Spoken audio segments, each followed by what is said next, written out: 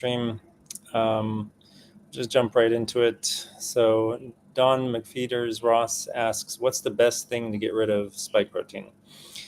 So the absolute number one best thing is your own body. Your body is an incredibly effective superorganism made up of human cells, bacterial cells, fungal cells, some parasites. And usually we think of these things as bad things, aside from the quote unquote microbiome, which we usually think of as just including healthy bacteria. But actually, all these things are helping us, and they're all there for a reason, as I've discussed before in the past. For example, in chronic sinusitis, basically all chronic sinusitis is the symptoms are attributable to fungal overgrowth in the nose. But that's not the real problem. The real problem is that, so at the beginning, what started it all is usually weakness of the sinuses due to poor lifestyle, poor nutrition, and toxicity. And eventually that overwhelms the ability of the sinuses to detoxify and maintain their function. And then the fungus grows and comes in to help detoxify, right? And also actually to maintain function. I mean, the mucus and all that, and constantly blowing the nose and all that stuff is also removing toxicity. So it's just a problem of overwhelming toxicity and overwhelming weakness of the tissue. So the solution to essentially all medical problems is nutrition, nourishment, which goes beyond nutrition into the proper beliefs about reality and health. Proper emotions, healthy emotions, placebo effects, which are related to belief, etc., right? Social connections and environmental electromagnetic fields, and grounding and sun exposure, and so all these things that your body needs to function properly are the things that should be present in a quote unquote normal, healthy environment. So your body and its constituents are extremely effective at handling any problem. But sometimes they're fighting with like two hands tied behind their back, and your immune system is making the best of a terrible situation, and it may not be able to entirely get rid of toxicity.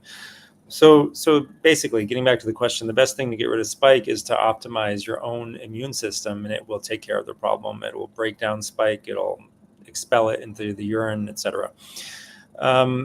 In the meantime, second best, perhaps, would be nattokinase and serrapeptase and bromelain and curcumin. So, I mean, most people know about these things. They're very effective at dealing with spike, as well as the microclotting and the abnormal folded proteins that are created due to spike protein in your body. So spike triggers amyloidogenic proteins, which are just abnormally folded proteins that don't function properly, and they can clog up tissues and create junk. The tau protein and the proteins that clog up the brain, causing neurodegenerative diseases like Alzheimer's, amyloidosis itself. So these unusual proteins clog up all tissues, and just it's basically like trash everywhere your body needs to get rid of, and sometimes it can't get rid of it. It just like packs it away into the side of a cell somewhere. So yeah, I've seen over and over again that you don't usually need Eliquis and Plavix and stuff like that to break down the microclotting and other stuff. If you just focus on nattokinase, serrapeptase, bromelain, curcumin, and even sometimes just nattokinase and serrapeptase, and you take them for a month or two, usually you'll see the microclots trending down dramatically. And along with them, we presume the spike protein. NAC and augmentin NAC can help too. And people have noticed that that's really good at lowering the spike antibody level. So We have no perfect way in the United States yet, as far as I know, to check for spike protein itself. So we don't have a spike protein direct assay to check for spike protein in your body or in your blood or whatever, in your tissues or in your urine even. They have it in Italy, but it hasn't made it to any lab here. If anyone knows any different, let me know. But we have indirect tests or indirect measures of the toxicity and the reaction to spike protein. So, spike antibody is your own immune system reacting to spike present. And this isn't a perfect test. None of the tests we have are perfect. And the reason it's not a perfect test is that one person's immune system could really overreact to spike the first time it sees it. And then, even once it's completely gone and it's been gone for years, the antibody level may not go down, or it may stay high for really long, or it may come down but still be much higher than somebody else who doesn't have spike or even does have spike still in their body. So we kind of have to like interpret it with, some, you just look at it and try to like figure out what the trend is doing and what it might mean, looking at symptoms and other tests like the microclot test, which is another indirect test for spike protein because spike protein causes microclots. And so we have a number of indirect tests. We have the Incel DX panel, which tests for the immune kind of pattern of activation in the body due to spike. And you have the Incel DX, I forget what it's called, but it's a test where you find spike protein within certain monocytes or macrophages. I think it's the monocytes. So these long-lived monocytes that are just carrying around this little piece of spike protein. And a good thing to point out here is that I don't think that immune activation is a bad thing, right? So the mistake that Incel DX makes is doing whatever it takes to get rid of that immune activation. That's not the right approach. The immune activation, if your body activates the immune system in some way, it's trying to help you, and you shouldn't obstruct that. So your treatment modalities should not be directly aimed at stopping that, right? That's just a band-aid. What they should be aimed at is dealing with the underlying problem, which is spike protein, and helping your body get rid of it. But at the same time, you're going to have limited success, and especially long-term robust and success when you will have limited long-term sustainable robust success if you don't address your lifestyle and your diet and your underlying toxicity that was there before you got exposed to spike protein, because spike is essentially always the last straw that broke the camel's back. It's not the oftentimes the bulk of the problem. It may be the bulk of the problem, but there are other problems that enabled it to express as a serious problem in your life. So fasting also really good. So what does fasting do in autophagy, right? So curcumin triggers autophagy. A number of other things, resveratrol, a number of other things trigger autophagy that are in our protocol and other people's protocols. But fasting is a major one, and prolonged fasting especially is incredibly powerful. I've seen not many people are willing to do like a week of water fasting or even dry fasting without water, which is possible. But the people who have done it, like almost universally, report incredible results. All their symptoms just vanish. They feel tremendously better. So sometimes they even go for 2 weeks, or I know people who just their quote unquote cure or management for their diabetes is just have like a 1 or 2 week long water fast every year or two. Every time things start to get worse again, they just go on that water fast and they're good. You can do, fasting, there's so many different ways. You got to like find what works for you. You can fast like 3 days in a row every month, or you can fast 1 day a week or 2 days a week, or you can just do intermittent fasting to begin with, where you eat within like a 4 to 8 hour window, and nothing outside of that. You can do 1 meal a day, OMAD, right? Where you just eat for basically, 30 minutes to an hour a day and nothing outside of that. So there are a number of different kinds, but the prolonged fasting is particularly effective when you go beyond like 2 or 3 days straight. That can really do a deep spring cleaning for a lot of people. And then there's kind of modified fasting diets, which are detox diets, where you might do some green juicing a few times a day, 2-3 times a day, and eat nothing but like, steamed vegetables, no, and perhaps add some like liver and kidney and maybe a raw egg. So just a little bit, staying on, probably like 35 grams of liver, maybe the same amount of raw kidney, and one raw egg. So that'll give you significant amount of protein. Maybe 80, 90 grams of protein, which is pretty good. Um, and then just like steamed vegetables, and or you can even just do the steamed vegetables, and you'll with detox, the point is that it's not a quote unquote healthy diet, right? A healthy diet includes saturated fat and lots of eggs and meat, and some healthy vegetables, and the whole gamut of food. That's a healthy, balanced diet, but you need to but that's not a detox diet. So if you need detox, you need to switch from building mode. So like imagine you have a house and you want to add like an extra wing or an extra room, or you want to remodel the house. You can't remodel a house at the same time as doing a deep cleaning, right? So you got to choose one or the other. So either you're in building phase or you're in tear down phase, and you can do a little bit of both, but you can't really focus like you do a deep cleaning or a complete overhaul, like remodel, at the same time, right? So you have to choose when you really want to get focused and do a deep cleanse.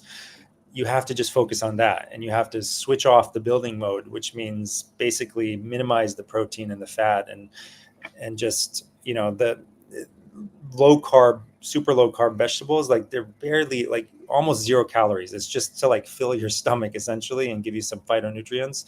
And the same with the green juice. Like you don't put anything like sweet in. The sweetest thing, which I mean, people don't even consider sweet until you go without sugar for a few weeks, is cabbage in the green juice, right? That gives a tiny hint of sweetness, and makes it palatable. Otherwise it's super bitter. So when I say green juice, I'm talking about like broccoli, cabbage, a little bit of ginger, like 35 grams of ginger. And you can get a food scale to measure that. Um, Maybe some celery in there. Sometimes winter squash is really good. What else? Broccoli, cabbage, spinach. Spinach is really great. So, yeah. So how do you get rid of spike? Those are my two answers, and three answers, I guess. The autophagy is another one. So deep cleanse requires opening detox pathways too while you're doing that restrictive dietary regimen, which means liver support and liver detox.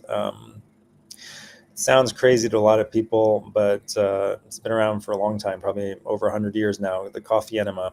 So you use green organic coffee, and make it fresh and use it within a few hours, and retain it for 20 minutes. And we like to do it on the right side instead of the left side. It's actually harder to retain on the right side, but it helps you do a Kegel exercise for the entire 20 minutes, which is also super important for the body's energetic systems and rebuilding them. And most people have very weak, muscles down there. That energy center is very weak. And other things, right? You got to get a personalized protocol. Otherwise, you're just, you're kind of most of the time just wasting your time if you don't have a deeply personalized protocol. The best person for that is my teacher and friend and colleague, Hakim Shabazz. So Hakim means wise man. It's like a title in Ayurvedic medicine and Unani medicine, which is based on Greek medicine. So it's kind of like the title of doctor. So his name is Shabazz Ahmed. So Hakim Shabazz Ahmed. You can find him at mygotodoc.com, which is my website, mygotodoc.com/Hakim, Hakim. All right, so moving on. Frank Linda says the best thing for neuropathy, especially occipital neuralgia and the headache from hell. Man, I have experience with headaches from hell.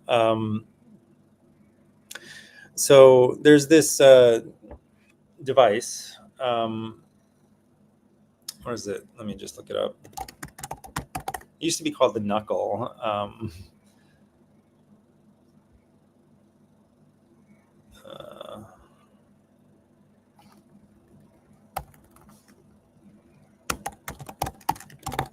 Keep forgetting the new name they gave it. It used to be easier for me to find this thing. I don't know.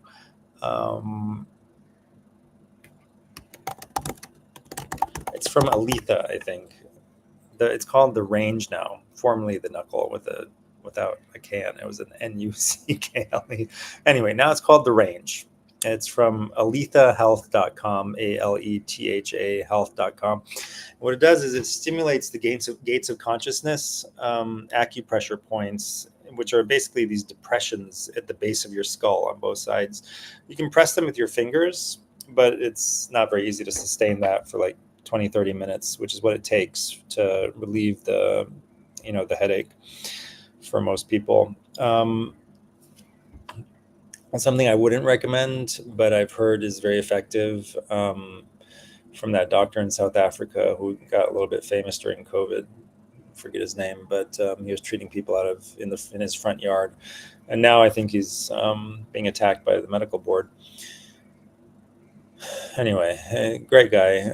When I interviewed him for the longcovidreset.com summit, or I think the second summit, he mentioned that he had tremendous success with migraines. He had treated 1,000 patients with, I think it was steroid injections into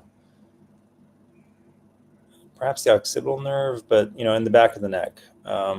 So you can look him up or look up that interview. You can find it at longcovidreset.com. I think it's the 2023 summit.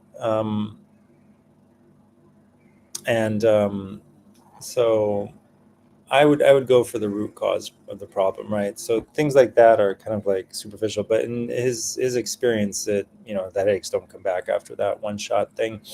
It's just the steroids do have side effects, and those might become apparent years later. Who knows, right? Like medications always have side effects. So an easier first step is the Range. I know it's kind of slightly pricey, but I find it to be worth it. The other thing is acupuncture works really great. They put it into the same place, the gates of consciousness, and some of the hand and other spots. But it kind of depends on your own presentation and the specifics of your energetic needs. But again, like the same, like optimal answer is going to be the same as the first answer I gave, which is deep detox, right? Figuring out what the cause of the neuropathy is, and eliminating it. And all diseases have essentially the same underlying root pathology in general, which is too much toxicity and too little nutrient or nourishment going on. And that imbalance is what creates the disease and creates the symptoms. And the symptoms, what are they, right? They are a signal to you, right? So pain is good. Pain is telling you that there's something wrong. And so just using a workaround, like, okay, I'm gonna stick my fingers here or get that Range thing, or go and do acupuncture every time it happens, or inject some steroids in there, that doesn't fix the root cause problem. Okay, it may cover it up for years or even decades, but the problem is still there, festering. It's still growing, expanding, because you haven't gotten rid of it. And if it's an ongoing exposure, you have not removed it. And oftentimes the treatment actually drives the problem deeper. Like a steroid suppresses your immune system. That's what it does. So there is inflammation in that area. What is inflammation? It's your own armed forces in your body attacking an enemy. So that attack creates pain and discomfort and swelling and etc. And it can pinch nerves and all of that, right? But it's essentially a good thing, right? Because there is an enemy there that you need to get rid of. And so usually we prevent the getting rid of part, right? So we're just dealing with the symptoms. We're just looking at the symptoms and consider that healing means no symptoms anymore. it does, but it's not no symptoms, no matter what. What you want is no symptoms because your body has gotten rid of the deep underlying root cause enemy, which is toxicity and then pathogenicity, right? Pathogens come in to weaken tissues, like I said before, like the fungus coming in to also try to help with the toxicity, but contributing to the symptoms at the same time. So it just requires us to understand what the real issue is and then treat it. Toxicity in the head and neck area, great ways to relieve it, but it takes a little bit of time. It doesn't happen overnight. Ghee, clarified butter, about 1 ml in both nostrils while you're lying down in bed with your head craned back. Stay there for 10 minutes to let it really settle in. Do that twice a day. And then the head and neck detox cream, you put that on, massage it in, and then wrap it in a castor oil soaked strip of cotton cloth or something like that and sleep with it every night. Those are really helpful. But again, I can't stress enough the importance of getting a comprehensive protocol, because as you start to dump the toxins out of the head and neck area, they have to be eliminated by your liver and your kidneys and your skin and et cetera, all the elimination routes for the toxins. So those areas have to be supported and boosted and helped. Ivan Sadovsky says, what about fasting to initiate autophagy? Yeah, we discussed that. It's great. It's fantastic. It's one of the most effective means of healing that really everyone should be incorporating into their life on a regular basis to some degree. And certainly when they're sick, it's one of the absolute best ways. Are there supplements that fix hemagglutination from the COVID vaccination? So likely the same thing that I spoke about with spike protein, the nattokinase serrapeptase. So these enzymes, they break things up and help to eliminate them. So what is hemagglutination? It's basically clumping together, oftentimes of red cells, sometimes bacteria, held together by antibodies that are in this sense called agglutinins. So anytime you have things agglutinating or clumping together or sticking together, what you need is enzymes to break that process down, to break it down. And again, your body's not doing something wrong, right? It's doing that for a reason. And so you need to address underlying root causes while you're also helping, maybe stimulating your body to get rid of that response to the problem, right? So oftentimes it's probably combinations of things, not just red blood cells or bacteria, but sometimes both. And so you're going to have toxins and pathogens caught up in there as well. And why would your body do that? It's because it's not strong enough to eliminate them. So it just has to put them somewhere, so stuff, trash is building up because your detox pathways aren't open. So you can't, or the trash is building up too fast, even though they are somewhat open. So you have to slow down the buildup of the trash, keep the detox pathways open, gradually let that stuff come out of your body entirely. And so this is also a broad problem. I mean, it's not always going to be found in a specific way, like you're not always going to find hemagglutination, but you'll find it inside of cells and tissues all over the body, happening in the brain, everywhere, right? Toxic trash building up, which is just stuff that you should be getting rid of, and you just don't have the resources to get rid of it. So again, it's the same kind of underlying answer that you need to focus on the root causes and supporting your body so that it is able to get rid of the problems. Billy D says, I read ivermectin lowers blood sugar. I need to know the interaction with ivermectin and metformin. So metformin lowers blood sugar and ivermectin may lower blood sugar. So that's the interaction as far as I know. Let's just double check real quick if there's anything else. But if I remember correctly, there's no interaction between them. other than the fact that they both may lower blood sugar. So your blood sugar may get, too low.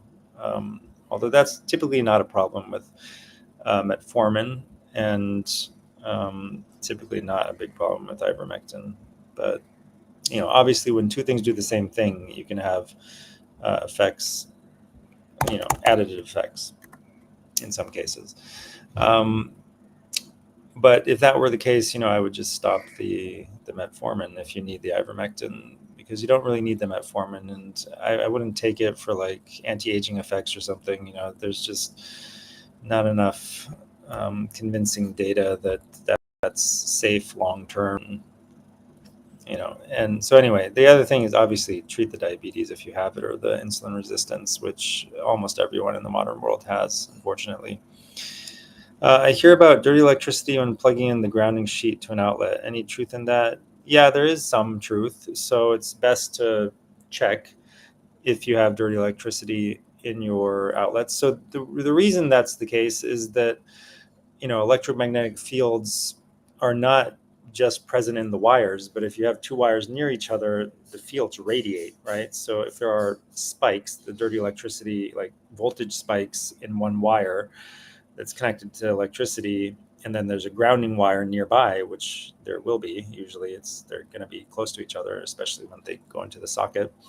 Then it's going to affect the grounding wire, by the electromagnetic field around the electrical wire that has the dirty electricity running in it.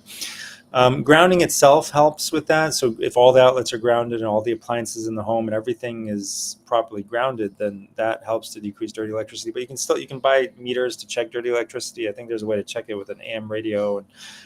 So it can be helpful, and it can get expensive trying to rewire the house with proper safe electrical wiring practices to completely or nearly completely eliminate the dirty electricity.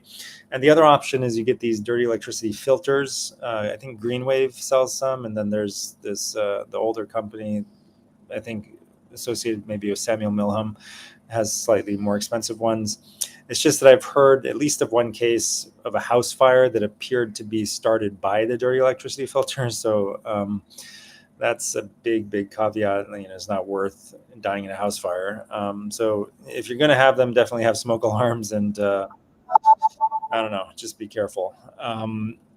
So that can be an issue, and the way to solve that really is, it's easy. If you're living in a house, you just use the wire that goes out into your garden and stick it in the ground, and use that instead of plugging it into an outlet.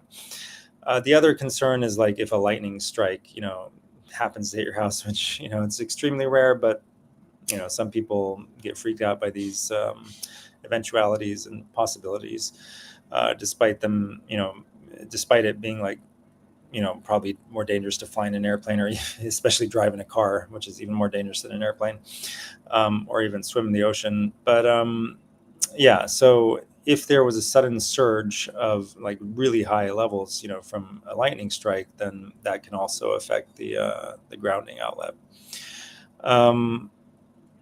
So is there a way to completely eliminate that tiny risk? I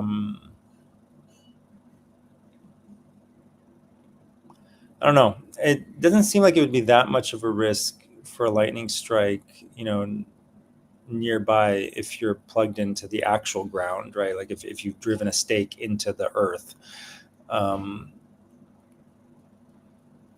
there would probably be a way to, actually, I'm not sure if there's a way to completely eliminate the risk, but it seems to me that, we need to hear from an electrical engineer. But it seems to me that the earth is probably the safest and the most effective way of grounding. But again, that's problematic if you live in a high-rise building or something like that. So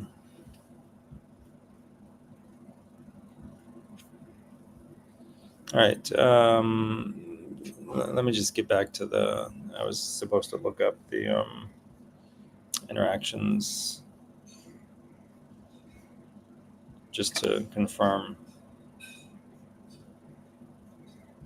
So just give me a second here.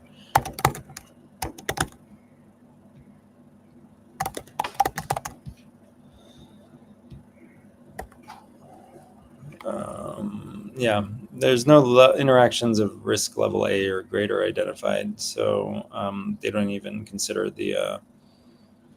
um, the blood sugar lowering thing as a serious interaction. Um,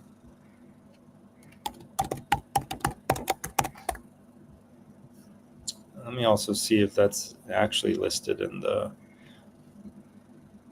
Because I don't actually remember it listed in the side effects. There's side effects that aren't listed, which suggests that they're pretty rare. And some side effects that are listed are still very rare. So, like the side effect of it, like possibly triggering bronchospasm, it's like extremely rare in my experience. I've only seen one, and I've prescribed ivermectin to like tens of thousands of people, literally. Um, so, yeah, hypoglycemia is not even listed as far as I can see. Yeah. So, that's probably not a serious interaction. But if it happens to you, it happens to you, right? So things do happen to specific people and not to anyone else. But I think you're right. It is certainly a possibility.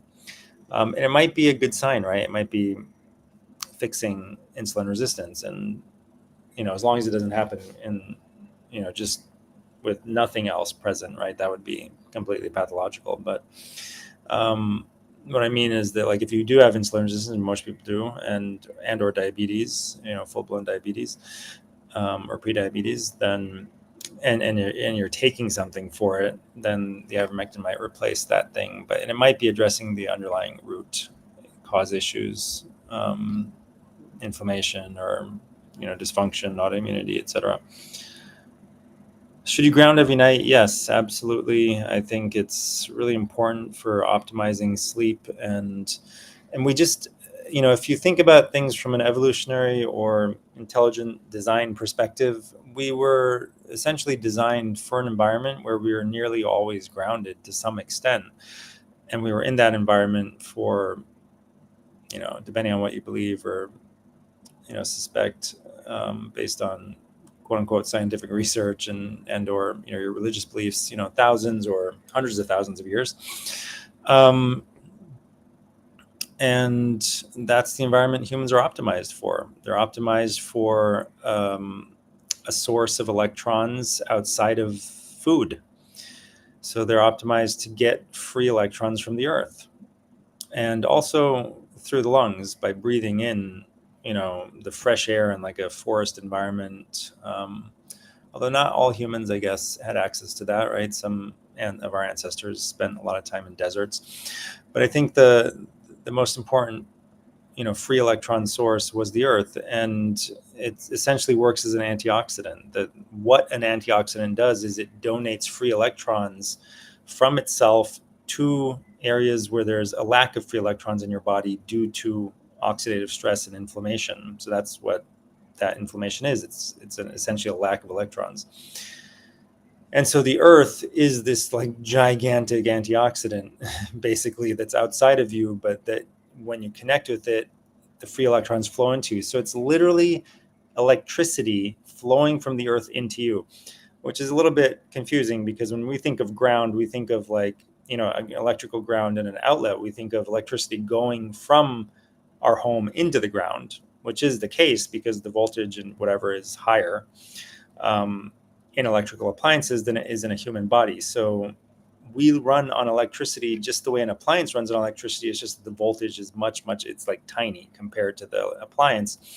So it's so tiny that the concentration of electrons in the earth is greater than the concentration of electrons in our body. And oftentimes we're at an electron deficit because of inflammation, and we need electrons. So you can get them from your food, but only so much. I mean, you can only eat so much food. So electrons are extremely important. And this is just, you don't need a study to prove it, right? Like, that's what humans are designed for. That is, like, if you put a fish in a dirty fish bowl, the solution is not to put it in a clean fish bowl. The solution is to put it back in its natural environment, in the ocean or the river or the stream. That's the solution. That's the environment that's optimal for it. So the environment that's optimal for a human being is the environment that Adam and Eve were, created within. So that's the optimal environment, the environment of the pure, unadulterated Earth, before we messed up the magnetic fields and created all this, non-native EMF, and, started spreading Wi-Fi and 5G and satellites everywhere. So we do the best we can, and that is still enough to keep people healthy. It just requires more effort nowadays than it did 1,000 years ago, even 100 or 200 years ago, because the environment has become so toxic. So what would have seemed extreme to somebody 500 years ago in terms of like a regular ongoing health protocol is unfortunately necessary today to just maintain optimal health and not like age too quickly and not die too fast. And so what does that look like? It looks like spending an hour, 2-3 hours a day on things like sauna and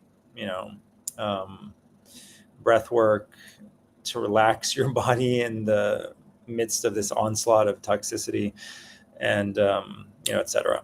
So you gotta consult somebody who knows what they're doing, who can first of all get you healthy. It's going to be more intense in the getting healthy part, and then keep you healthy over long term, despite all of the problems that we're surrounded by. All right.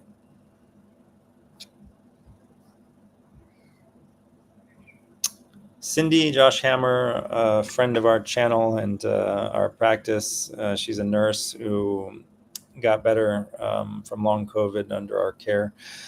She asks, my friend's son was just diagnosed with long COVID. What would be the best thing to recommend as relief to his body? What supplements or treatments are things that he can start at home while he begins the process of reaching out to your team? So, we still have that public protocol. You can access it at mygotodoc.com/long haul vax with 2 X's, long haul vax protocol offer.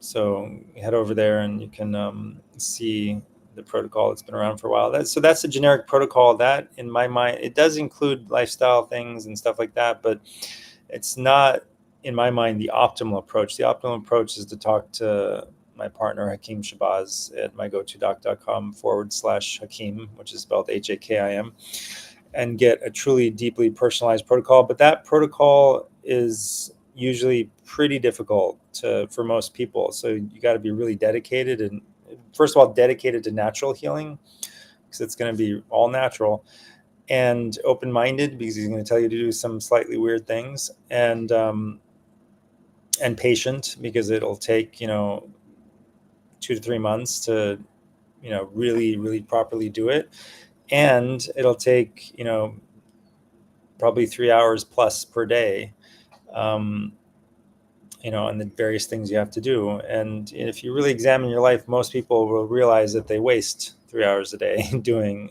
stuff that take a look at your screen time on your phone, right? Like, how many hours a day do you spend on your phone? Probably way more than 3 hours a day. So you do have time. You can do it, and it's worth it. But it's not for everyone, just because they're not willing to. Certainly, in terms of just generic supplements to start off with, potassium is good, especially the Zeta Aid mixture of different forms of potassium, magnesium, nattokinase serapeptase, bromelain, NAC can be helpful, curcumin, Nigella sativa. So take a look at mygotostack.com. We've got some supplements there. The Spike Buster, which has got the nattokinase serapeptase, bromelain, and some EGCG in it. And we've got the Immunity Herbals, which has curcumin, Nigella sativa, and dandelion, which is also really helpful. So those are kind of the core, and then you can expand from there. You can get And then sun and grounding are super important. So you need sun throughout the day. You need it in the morning, in the mid-afternoon, in the late afternoon. You can do sauna. Sometimes that can trigger detox in people that can be uncomfortable. So you got to be a little careful with the sauna. And fasting certainly super helpful. So there's a lot of things you can do. It's just, how much is the person willing to do? Comes down to that. Debbie says, have you heard of Essiac tea or apricot seeds helping with long COVID symptoms? I haven't heard of that. I've never heard of Essiac tea. So I don't know if apricot seeds help with long COVID or not. If anyone knows, let me know. Essiac tea, just looking it up, is an herbal tea promoted as an alternative treatment for cancer and other illnesses.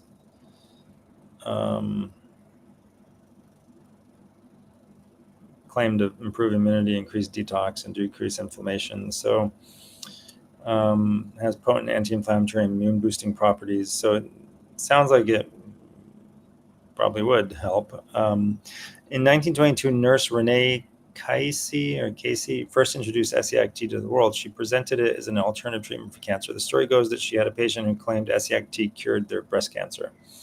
That patient gave Casey the formula, which originally came from an Ontario Ojibwa healer. So it's interesting, when you come across things like this, it's a mixture of roots, bark, and leaves that you boil.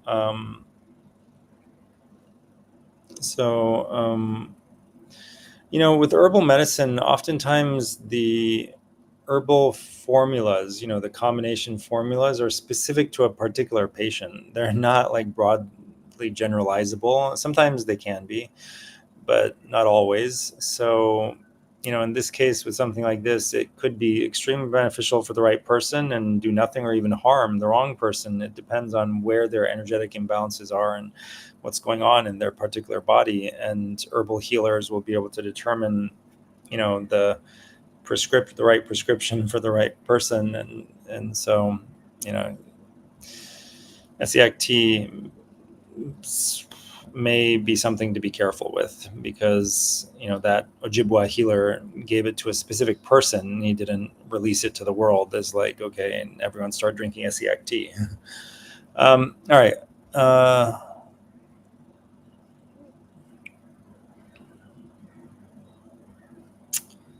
Ari Bruni says the roadmap to true justice and true equality, the manifesto of the Mahdi FHIP, and the Ahmadi religion. Okay, kind of off topic. Not kind of, completely off topic. It seems like I'm not sure. Like, why is that important for us to look at? Ari, like, is that related to something we're talking about? Asunta says, new here, just want to feel better after 2+ years of trying countless amounts of other stuff for chronic fatigue syndrome, dysautonomia, POTS, postural orthostatic tachycardia syndrome. I want to start fresh again, so would like to know where to begin. You've been at it for 2+ years. You tried so many things. What you really need is to talk to Hakeem Shabazz and get like a personalized protocol from somebody who, I think in my mind is basically like, that's the best guarantee you're going to get in the entire world at completely eliminating your problem, feeling a lot better as fast as possible if you do what he says. Colleen Talentino says, acyclovir, is it worth trying to get the reactivated EBV to go latent again? I've heard nothing really works. Also, the best nasal spray to help prevent COVID. So, yeah, it is useful. But what you need is you need like broad spectrum antiviral, which is going to be an herbal medication, and possibly, if everything doesn't work, you're going to need acyclovir. But people have used acyclovir. Sometimes it takes months, 3, 4, 5 months to get the thing to deactivate or to go away. And So you have to be really patient. But I don't think that's the optimal approach. I think it's a very simplistic mainstream medicine approach of like, okay, a pill for every ill. Just take this and you'll be better. What you need to do, like I said before and over again, that you need to get your body better in a deep way. You need to deeply detox and support your body so that your own immune system just shuts it off, puts it back in its box, So yeah, I mean, you can fix this. It's not true that nothing works, but it is true that there is no like generic protocol that's going to work across the board. That is, thinking that that's true. That's not true. That's the problem. The best nasal spray to help prevent COVID. I don't know the absolute best, but there are a lot of options, and you can use what is it? Betaine hydrochloride? No. That's the wrong thing. You can use hydrogen peroxide nasal spray, very, very diluted hydrogen peroxide nasal spray. You can use, what was I thinking of?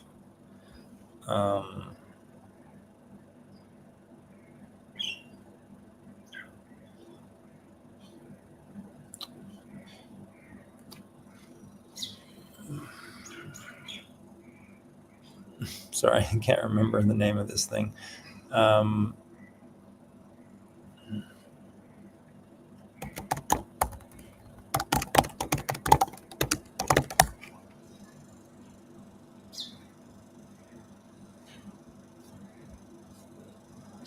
It'll come to me eventually.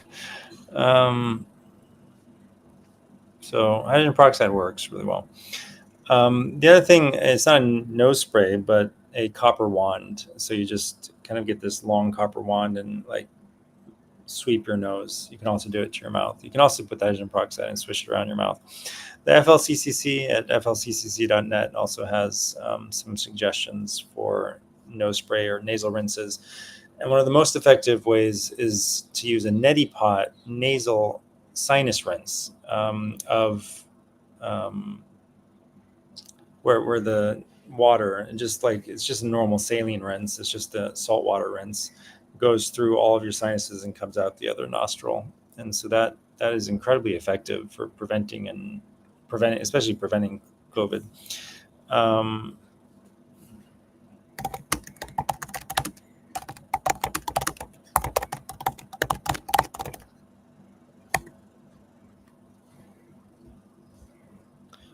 The other one that I was trying to remember was povidone iodine. So you can use iodine as well. Diluted iodine nasal sprays. Jenny says, what do you recommend against, or I guess, what do you recommend for hair loss? So again, I mean, hair loss is often a sign of stress, and the hair follicle cycle can take months for the hair to regrow after the acute stressor happens. So there's a real delay that kicks in when you're healing from that and recovering from it. So you need to address thyroid health. You need to address micronutrient, sufficiency, and you need to address nourishment.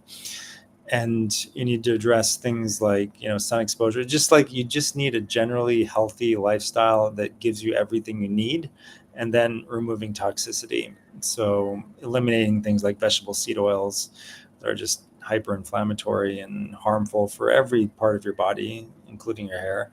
And then stimulating, the scalp for blood flow. So like brush your hair with preferably wooden bristle hairbrush.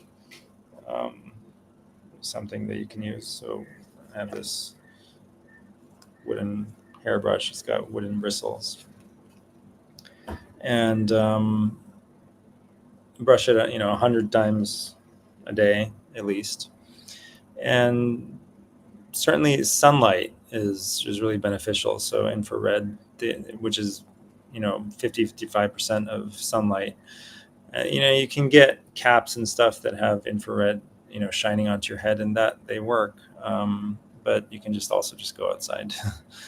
All right, so Bonnie says,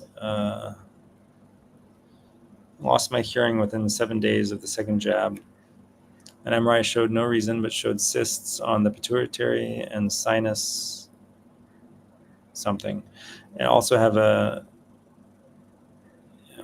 them in the hip and shoulder, I think. Do I assume it's parasites since they were found in my blood by way of live blood analysis? What do you suggest? I've been doing 1 year of detoxing around the full moon at month 8. Symptoms left after that year of detox, but returned after 6 weeks. I used multiple protocols. Yeah, so what you really need is you need a personalized protocol. I'm sounding like a broken record here, but that's just the only way to completely eliminate everything. You can't just use a generic protocol. As you experience, they oftentimes work for a while and then they stop working. It's just like you need to balance things, and you need an expert who really knows what they're doing to help with that. So it's possible that they're parasites, and it's possible that it's something else. One thing people don't realize oftentimes is that not all parasites are going to be like affected by ivermectin or fenbendazole, right? Like, and some of them are really deeply rooted, and some of them have long life cycles, and sometimes you need to keep going for a really long time. You need to, and then there's other things along with the parasites like viruses and bacteria and fungi, and like I said earlier, it's two things. It's eliminating those and the toxins like the heavy metals and the, et cetera, all those things. So you need to eliminate things, and you need to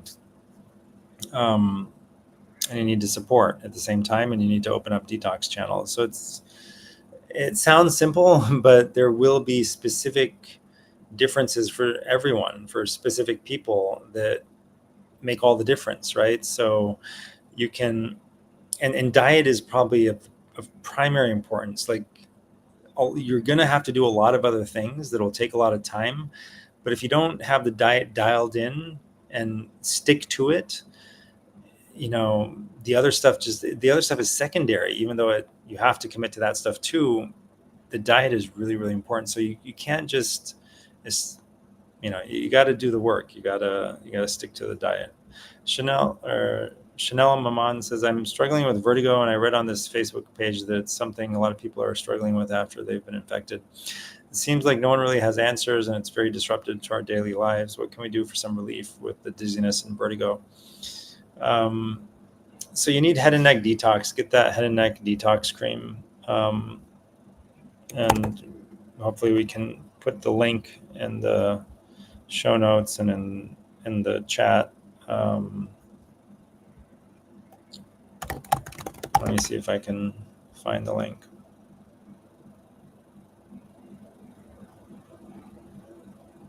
And the ghee that I spoke about earlier, 1 ml in both nostrils twice a day, and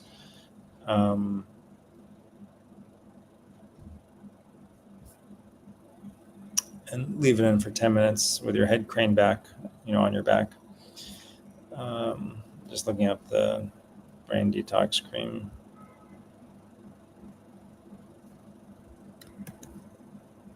So let's put this in the chat. All right.